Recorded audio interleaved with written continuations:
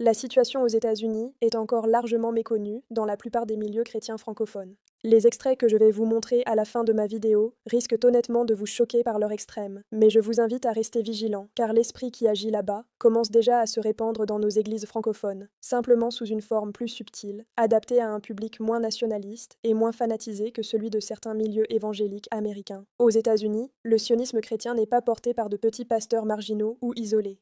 Il est prêché, défendu et amplifié par certains des pasteurs les plus influents du christianisme évangélique moderne, comme Robert Jeffress, Jack Hibbs, John Hagee ou encore Greg Laurie. Ce sont des personnalités qui influencent des millions de croyants chaque semaine à travers des mégachurches, des émissions télévisées, des podcasts, des livres et des réseaux politiques extrêmement structurés.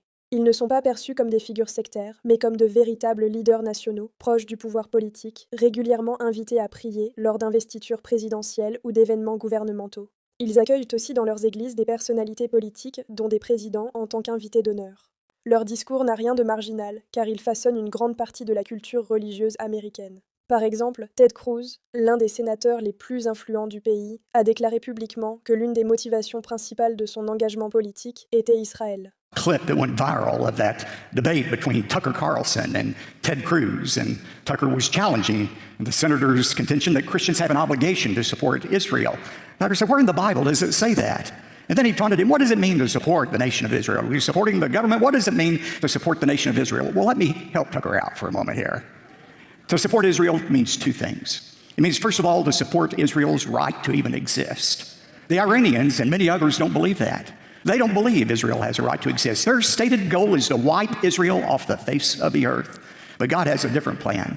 Israel is the only nation that God created and has the promise of God's endurance. And when you strike against Israel, you are striking against the apple of God's eye. You are striking against God himself. And that's why if we want to be on the right side of history, and more importantly, on the right side of God, we always stand with Israel in her right to exist.